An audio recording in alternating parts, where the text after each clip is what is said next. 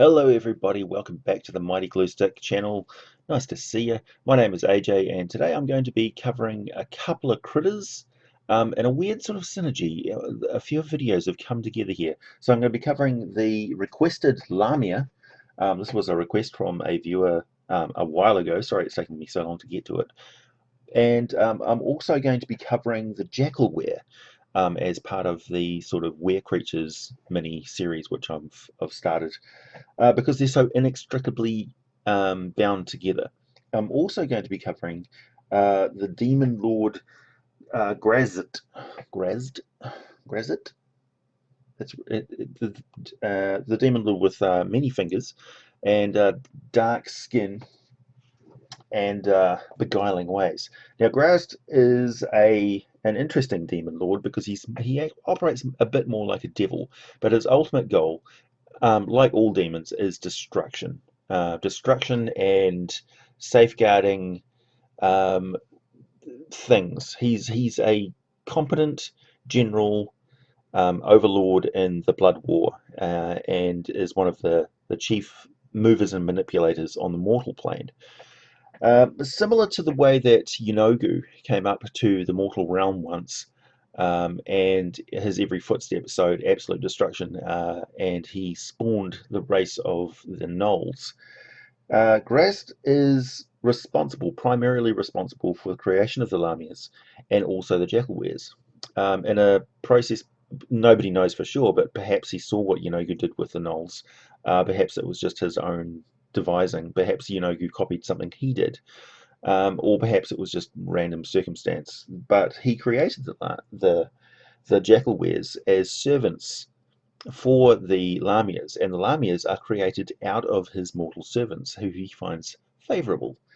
In exchange for absolute service to graz'zt, the Lamias basically they either guard locations that graz'zt wants kept secure, usually because there's some sort of potent artifact or some such thing in there which can destroy demons or disrupt their plans, or make it easier for devils to get into the mortal realm or move around. But it's usually something which is important and steeped in a lot of history, such as a location of the Rod of Seven Parts or portal keys to the City of Doors sigil, that sort of thing. And also potent spells and things that have been lost for a very long time and nobody's remembered how to create. So Lamias are large monstrosities. They're chaotic evil, although they can be a demure and purring chaotic evil. They are still very much demonic in their alignment. They usually hang out in desert cities and tombs, and in the world of Dungeons and Dragons, in fact, most fantasy worlds, deserts are not empty wastelands for the most part. They are if you want them to be. They'll usually be a large desert wasteland that requires several survival checks before you get to the juicy center, which is some sort of ruin. And the ruins can either be filled with fabulous treasure, I mean, just mind-boggling relics of ancient empires because it's so hard to get to desert tombs. You may, in fact, have to dig them up. And they also can be filled with slithering horrors, and undead are a very cool thing to pack full of, yeah, to pack into every corner of a desert tomb, and one of my stock favorites, mummies in particular. However, Lamias can actually occupy these areas. They'll learn not to disturb certain parts of it that will waken mummies and things like that, and just basically leave them like traps and waiting for adventurers. Meanwhile, they'll occupy some chamber, fill it with furs and silks and cushions and delicious foods, and they'll be served by an army of slaves, who are there against their will, of course, that have been brought to them by the actions of the Jackalweres, and I'll get to that in a minute. So they are tyrants, but they're extremely hedonistic. So they adorn their crumbling havens with all sorts of finery that they'll raid from passing caravans. Not them personally, but they'll send out there with Jackalweres to rip off everyone around them.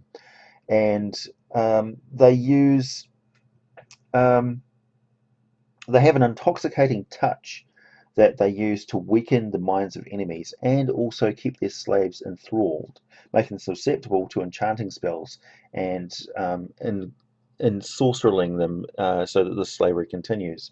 So that is essentially a supernatural inherent ability of them. It's a +5 to hit within 5 foot, one creature. The target is magically cursed for 1 hour. There's no saving throw against this. So until the curse ends, the target has disadvantage on saving throws that involve wisdom, and all ability checks are also made with disadvantage. So it can use inherent spells such as disguise of itself, so it can assume any humanoid form, and it will typically take on the form of some sort of noble or ruler, but it can disguise itself as a Jackalwere and slip out. It can disguise itself as a member of the adventuring party. It can disguise itself as you, although it's probably going to have a bit of difficulty matching exact details. And it can imitate a dead person. It can imitate a corpse on the floor. So yeah, just bear in mind it doesn't have to be when they say any humanoid form, you can go wild with that. It doesn't have to be um, uh, some sort of Egyptian deity or some such, but they can mimic pretty much anybody. 3 times a day they can use charm person, mirror image, scrying, and suggestion, and once a day they can use the powerful Gaius effect, which basically controls your mind and sends you on a quest where you have to do something they command. But the charm person ability is very potent, and being able to use it 3 times a day can, and particularly with the ability to at will disguise yourself as another member of the adventuring party or some such, or possibly the retainer that you're working for, or a previous encounter. It's somebody that you met on the street months ago that happened to be the Lamia walking around a city in disguise. It can be very confusing and so absolute like madness and chaos. In the meantime, of course, you've got to contend with all sorts of traps and treasures that the Lamia has put against you in the crypt, which can involve flesh golems, bone golems, undead under its own power. It's using magical items, constructs, its own Jackalweres, the slaves, of course, who are fanatically loyal and will suicide themselves in order to kill you or subdue you. And the Lamia's ultimate goal will probably be to enslave you because they like to have slaves around, or to kill you. So they are vain predators, and they're always anxious and greedy to gain more wealth and slaves. They use a pool of water or a mirror in conjunction with their scrying spells to keep a constant watchful eye on their domain. And they get bored. It's a desert domain usually, or it's a wasteland, or it's a wilderness, or something like that. But graz'zt may put them in a city. He may put them anywhere in his service, doing specific things that he requires. And quite often they'll be accumulating wealth so that graz'zt can mimic the activities of devils and sway people with monetary power in the world to get them to do whatever he wants. And he will use Jackalweres to do that as well. So as long as they have slaves to face their enemies, they will put them first in the front line against any encroachments on their lair. They'll probably be very surprised that anybody's coming up against them.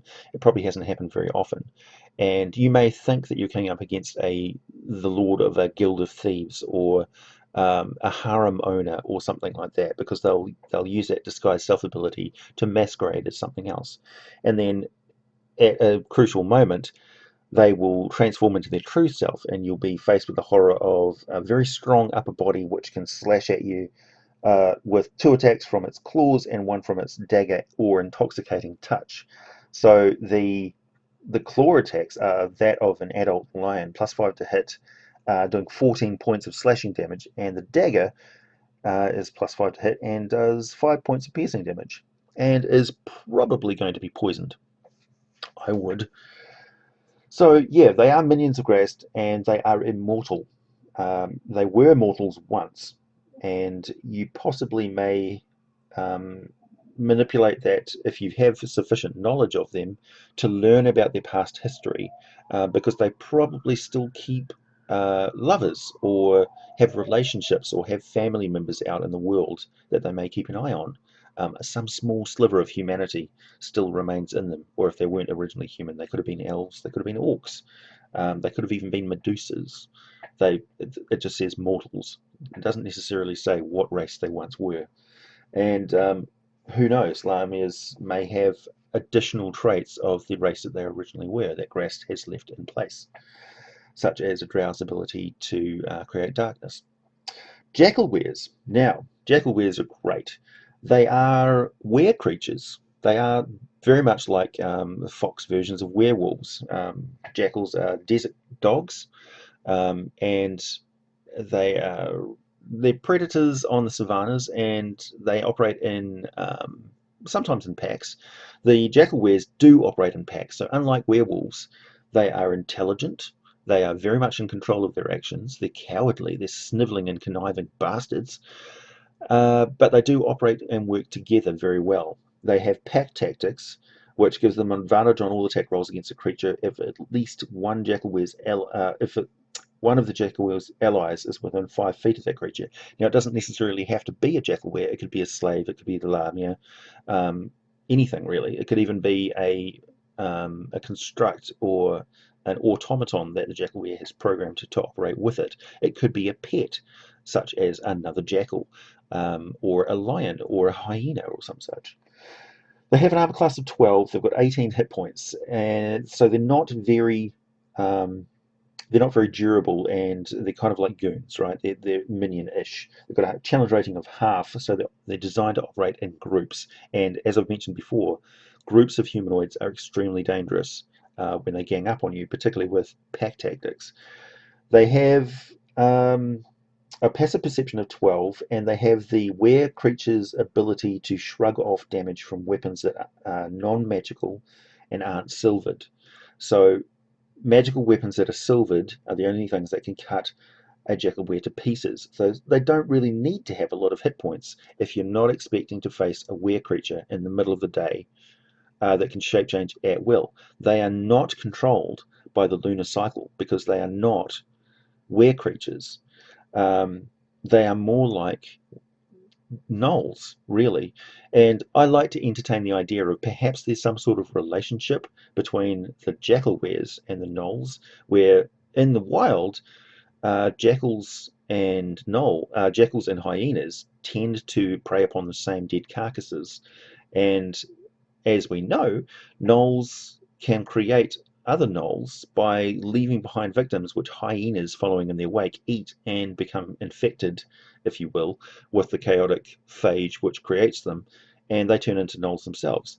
Perhaps graz'zt used some of that demonic power and twisted it to his ends and created the first jackalwere.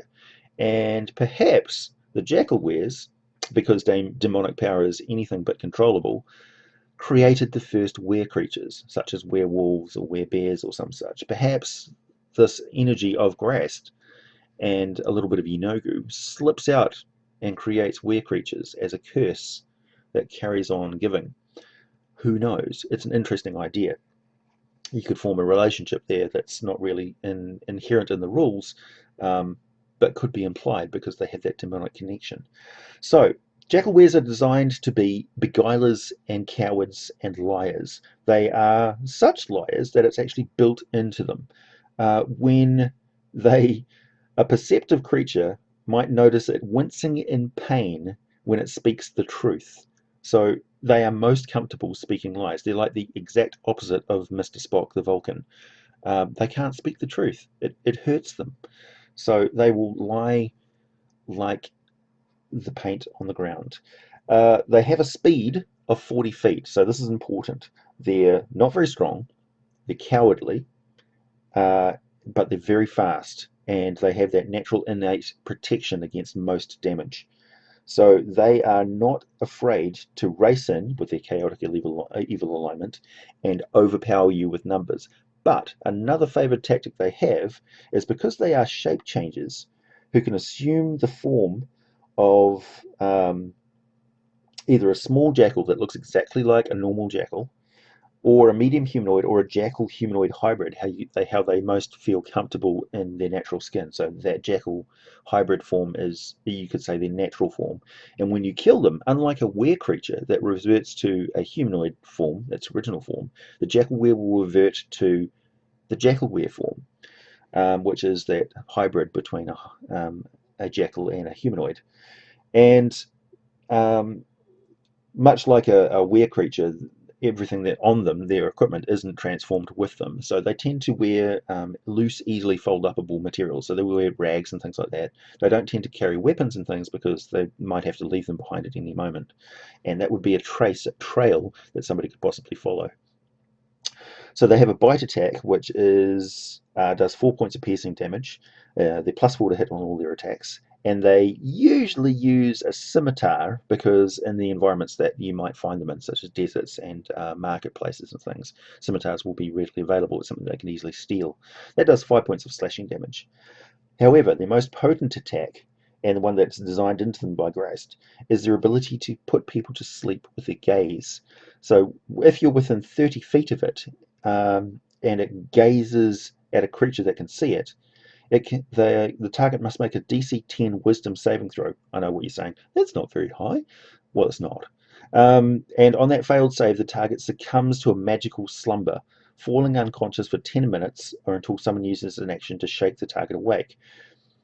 If a creature successfully saves against the effect, it is immune to this jackalwere's gaze for the next 24 hours.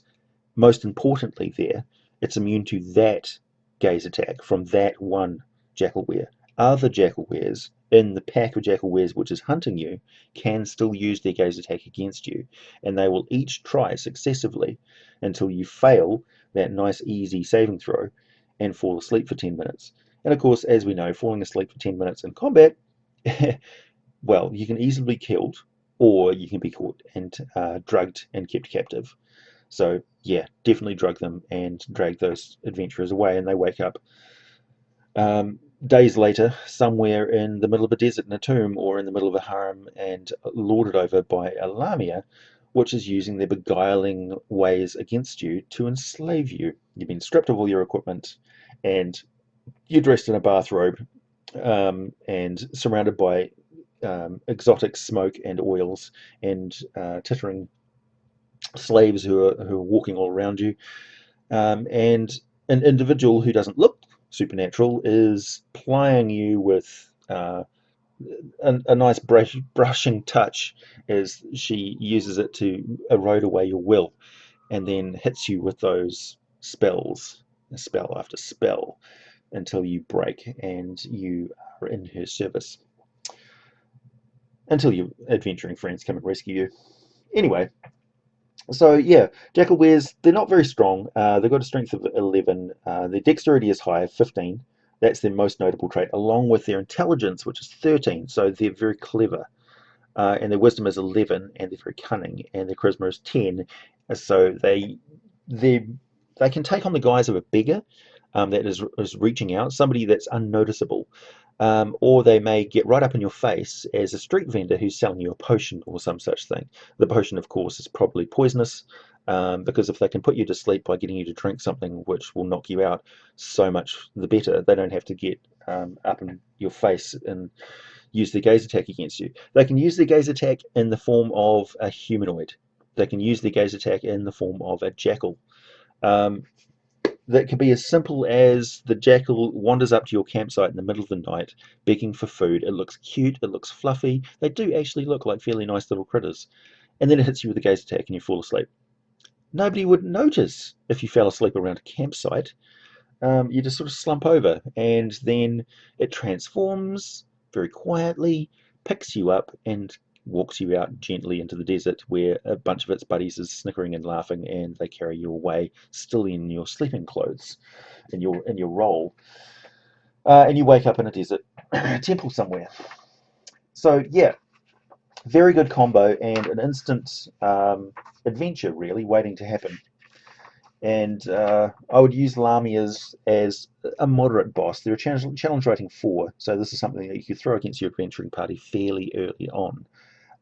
Or bump up the difficulty by putting them in an environment that they control that's full of traps and treasures and things like that, and bump up the number of the Jackalweres that are coming up against you. You can bump up the number of other monsters that are in the Lamia's service that have also been swayed by its will. Essentially, it can't charm undead creatures, um, and those that are against resistant to charm effects. So it's probably not going to have an army of elves at its beck and call. However, pretty much anything else. I mean, it could have harpies. It could have some manticores. Hell, it could even charm a dragon. It would take a while, but it would certainly be a feather in its cap. And dragons are very good at acquiring treasure, which is something the Lamias covet above all else. And they live for centuries and centuries, so they may get bored hanging out and guarding over graz'zt something. They may not even know what it is. So they may go wandering off and have adventures of their own, and nobody would be any the wiser that shape-shifting, chaotic, evil, demonically spawned monster is in their midst, because they have a charisma of 16, an intelligence of 14. They are charming. They have a wisdom of 15.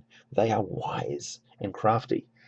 They've got a strength of 16, dexterity 13, and constitution of 15. So they are tough and can survive pretty much anything the natural world can throw against them. They've got an armor class of 13, which is natural, so you can add armor to them if they're shapeshifted. If they're disguised, they could be carrying a shield or some such thing. And they've got a hit points of 97 and a speed of 30 feet. So yeah, they're quite capable. We've got dark vision out to 60 feet and a capable set of skills for deception, insight, and stealth. So yeah, they're nothing to sniff about, really, Lamias, and I can understand why they're somebody's favourite. I'm going to use them myself in my upcoming adventure, and I'll tell you more about that later on. In the meantime, have a good weekend, everybody. Thanks for listening.